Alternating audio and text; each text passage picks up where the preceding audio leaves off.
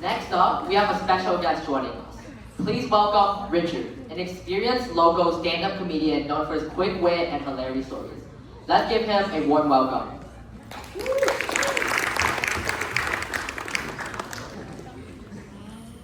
Hey, what's going on, CuperTeens? How are you doing?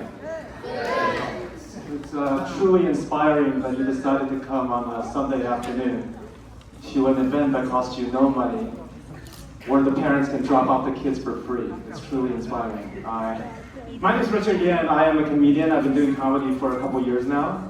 And would you give a round of applause for the organizer, Bing Chen, and his team? Yeah? Great job, everyone. It takes a lot of guts to stand here and do performances. And one round of applause for Mayor Chow for making this happen. Mayor Chow was like, she wants to see more of this happening year after this, right? Yeah, but she hasn't seen my set yet, so maybe you spoke too soon, miss. Maybe you don't want to do this after the messaging I'll be giving to the teens here in this room. I am a comedian. I've been doing this for 3 years now. I'm actually really famous. Yeah, like none of you recognize me, I realize. But let's just say, how famous am I? Let's say I have a TikTok account where the number of followers is like the size of this room, divided by 10. Right, so to give you an idea, my reputation is pretty much the reputation of Cupertino Guitar Club in Mexico. Yeah, I know. What a steal, right? It's an honor to be here, really. I really appreciate Bing Chen for inviting me here. Bing Chen did warn me beforehand. He said that you were doing comedy for teenagers and families. So no cussing, no adult topics. So this will be a short set. It's great to be here today. I'm actually from China. I came to this country when I was 15 years old. You know, I've been here for a while now. I feel I'm somewhat Americanized, you know, more Americanized than maybe Panda Express, but not as Americanized as the P.F. Chang, you know, right in between those. When I first came to this, when I first started working, this guy at work kept calling me a Chinese communist spy. What?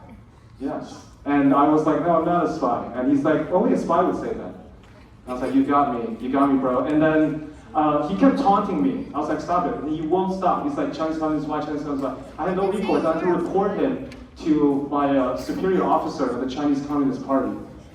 And they killed that guy. So let that be a lesson to Americans. Can't you just say you are a spy? Let's see. So it's great to be here, though. I recently went back to China, right, for the first time maybe in 10 years, and China has undergone big changes. Yeah. Now, so I don't know if you guys know this, okay, but China has got all these innovations. Like if you go in a Chinese taxi, you know, Didi, right? Their GPS system actually uses celebrity voices to tell directions, right? We don't have it here. Like in America, no Uber or Lyft has GPS systems that do celebrity voices. And I'm like, how cool is this, right? I'm like, we should have celebrity voices do GPS in America. Maybe the voice of, I don't know, Donald Trump. You know, so, in 200 feet, turn right. Turn right. I said, turn right, you turn left. What a loser. In 500 feet, make a U-turn. Which is frankly what this country needs after 4 years of Joe Biden. You know, or like a Joe Biden GPS, you know, Joe Biden GPS. Hey folks, turn right! I mean turn left. Who just pooped in my pants? Who just... I miss Obama. It's very divisive now. I miss Obama. Like, imagine the Obama GPS. Obama would be like, it's not left, it's not right. It's forward. Yeah. Bill Clinton GPS. Yeah? You guys remember Bill Clinton? Bill Clinton GPS be like, don't stop, keep going. All right, Mayor Chow's laughing. So that joke, let's keep that joke in. That joke is appropriate. So I've been in America for a while now, but I still have fond feelings for China. I have this very complex relationship, I feel, with America and with China. I feel America is like my wife, right? Because that's how I got my green card. And China is kind of like a jealous ex-girlfriend, you know, that blocked me on all social media. So the relationship between my wife and my ex-girlfriend cannot be any worse in the history of their relationships. Can we agree? Yeah? My wife actually owes the ex-girlfriend all this money, which I ultimately have to pay for as a taxpayer, you know? It's terrible. And my wife has relatives in red states.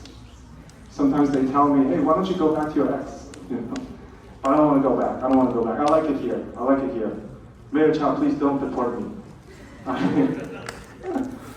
Let's see here. So, doing comedy is hard, right? Doing comedy is really hard. I've been doing it for 3 years now. But, like, I have this Instagram account, and I post little jokes on there. My American colleagues found me, and then he's like, hey, I didn't know you tell jokes. I'm like, trust me, half the time my audience doesn't know either. No. I do tell jokes in Mandarin because I speak fluent Mandarin. There's a big difference when you tell jokes in Mandarin versus English. So the other day I asked my wife, do you think I'm funnier in Chinese or in English? And my wife is like, oh, definitely in Chinese. I'm like, okay, but you never heard me tell jokes in Chinese. But she's like, I've heard you tell jokes in English, honey. Yeah, nothing like a supportive, loving wife for your comedy career.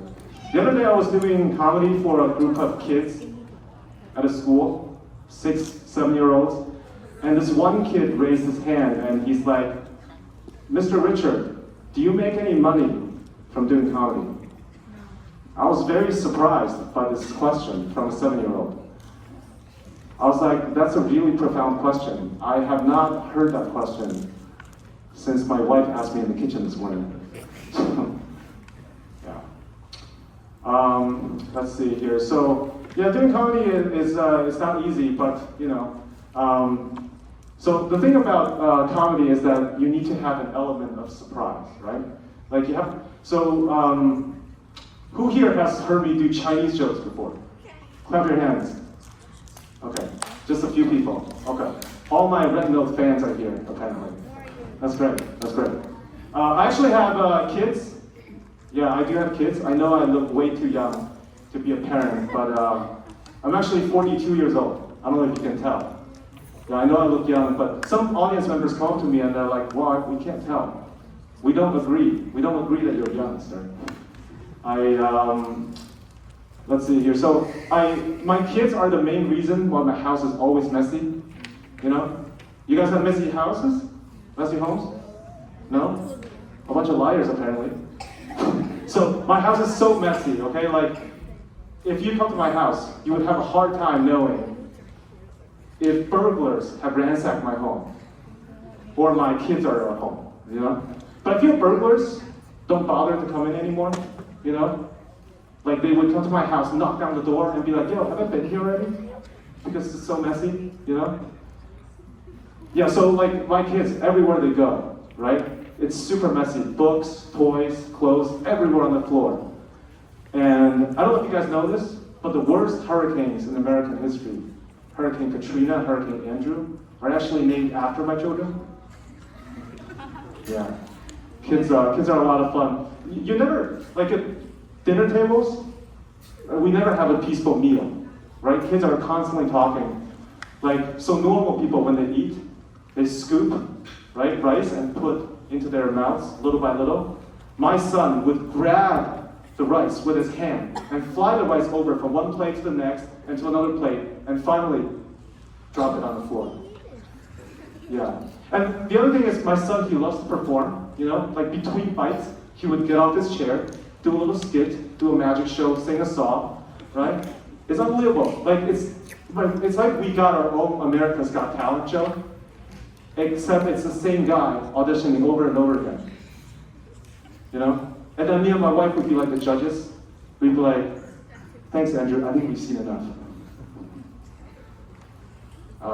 Let's see here. So I actually got invited to host a wedding the other day by my friend. And my friend's like, you're a comedian, and you've been married for such a long time. Please do some jokes. I'm like, sure, let's do that. And I was like, what do you want me to say at the wedding? He's like, well, you've been married for such a long time. Just speak the truth. Speak from your heart. I was like, okay, well, don't rush into marriage, you know. And then he sent me a picture of his girlfriend. And I took a look. I was like, wow, now I know why you really want to marry her. I mean, she is pregnant. Anyway, that's my time. Richard Yan, thank you.